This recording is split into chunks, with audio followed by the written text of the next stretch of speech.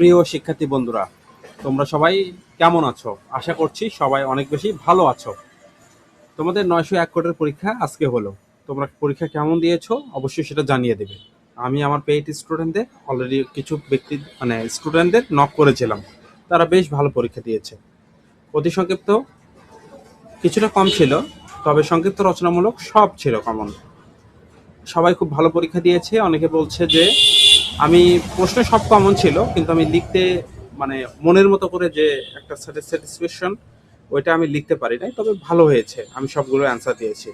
So এক একজনের এক এক রকম হবে, এটাই স্বাভাবিক ব্যাপার, কিন্তু আমাদের সাজেশন পরীক্ষা প্রশ্নগুলো কিন্তু কমন ছিল। আমি কিন্তু দেখবা সংক্ষিপ্ত এবং রচনামূলক প্রশ্নগুলো আমি কিন্তু তোমাদেরকে ফ্রিতে দিয়েছিলাম, এবং মিলিয়ে দেখো আমার প্রশ্নগুলো কিন্তু কমন ছিল। তা 903 কোডের আমি আজকে সংক্ষিপ্ত সাজেশন কি তোমাদেরকে দিব, বা তোমাদের কি রচনামূলক, আমি এখানে এই ভিডিওতে তোমরা সংক্ষিপ্ত সাজেশনটা পাবা, কিন্তু তোমরা ভিডিওতে কি করবা, লাইক করবা এবং কমেন্ট করবা। ঠিক আছে, লাইক এবং কমেন্ট, আমার ভিডিও আপলোড হবে। তোমরা যত বেশি লাইক কমেন্ট, যত বেশি রেসপন্স করবা ফার্স্ট, আমার ভিডিও তত দ্রুত আসবে। ঠিক আছে, ক বিভাগ, এখন তোমরা বলতে পারো ভাইয়া ক বিভাগ দেন নাই কেন, বা স্যার ক বিভাগ দেন নাই কেন। ক বিভাগ দেই নাই তোমাদের রেসপন্সের কারণে। আমি দেখেছি ভিডিওতে তেমন কমেন্ট নেই, তেমন লাইক নেই, এই কারণে দেয়নি। কিন্তু সংক্ষিপ্ত এবং রচনামূলক প্রশ্নগুলো মিলিয়ে দেখো কি পরিমাণ কমন ছিল আজকের এই পরীক্ষায়। ঠিক আছে, আচ্ছা, এখন কথা হলো 903 কোডের আমি সংক্ষিপ্ত সাজেশন তোমাদেরকে দিচ্ছি। এখানে প্রথমত একটা জিনিস দেখবা, সংক্ষিপ্ত প্রশ্ন আপনার পড়ার সুবিধার্থে আমি এগুলোকে 3 স্টার সর্বাধিক গুরুত্বপূর্ণ এবং 2 স্টার হিসেবে গুরুত্বপূর্ণ মার্ক করে দিয়েছি। তার মানে আমি দুইটা ক্যাটাগরিকে ভাগ করেছি সংক্ষিপ্তগুলোকে।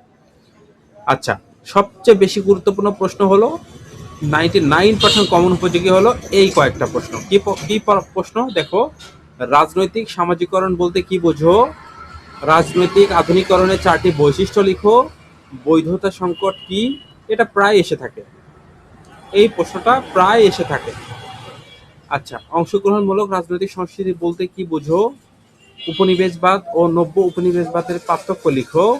পার্থক্যমূলক প্রশ্ন হিসেবে এটি খুবই গুরুত্বপূর্ণ একটি প্রশ্ন এবারের পরীক্ষার জন্য। ঠিক আছে, আচ্ছা, বিশ্বব্যাংকের দেখো, বিশ্বব্যাংকের মূল লক্ষ্য সমূহ কি কি, IMF এর মূল লক্ষ্য কি কি, এবং বিশ্বব্যাংক অথবা IMF এর থেকে একটি প্রশ্ন আসবেই, আসার সম্ভাবনা প্রবল। আমি কিন্তু উল্লেখ করে দিয়েছি, তোমরা খাতা লিখে নাও। আমি যেভাবে দিয়েছি সেভাবে খাতা লিখে নিতে পারো। আর যারা আমার কাছে পেইড নিয়েছো তাদেরকে তো আমি আগেই দিয়েছি। তাহলে তোমরা পরীক্ষায় রেজাল্ট খারাপ করবে কেন আমাকে বলো। আচ্ছা, এখন পরামর্শ, আপনার হাতে সময় কম থাকলে প্রথমে এই 7টি প্রশ্ন খুব ভালো করে আয়ত্ত করুন। বিশেষ করে রাজনৈতিক সামাজিকরণ, আধুনিকরণ, বৈধতার সংকট এবং বিশ্বব্যাংকের IMF সম্পর্কিত প্রশ্নগুলো পরীক্ষায় বারবার ঘুরে ফিরে আসে।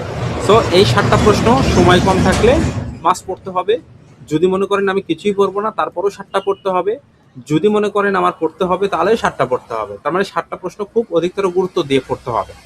এবার আসা যাক আপনার যেগুলো আমি 2 স্টার মার্ক দিয়ে রেখেছি। হ্যাঁ, এগুলোতে 3 স্টার দেখিয়ে দিলাম। আচ্ছা, এখন এখানে একটা কথা বলি, তোমরা যারা ভিডিওটা দেখছো, ভিডিওটা লাইক করবা এবং কমেন্ট করবা। কারণ আমি যদি ভালো কমেন্ট পাই, আমি যদি ভালো লাইক পাই, তাহলে আগামীকাল সকাল 10টা থেকে 11টার মধ্যে রচনামূলক সাজেশনগুলো আপলোড করে দেব, এবং সন্ধ্যার দিকে ক বিভাগটাও দিয়ে দেব। তার মানে কি, তোমরা যত রেসপন্স ফাস্ট করবা, আমি সাজেশনগুলো অত ফাস্ট দিয়ে দেব। বুঝতে পেরেছ? দ্বিতীয় সারির গুরুত্বপূর্ণ প্রশ্ন পড়ে রাখা ভালো বলতে পড়তেই হবে।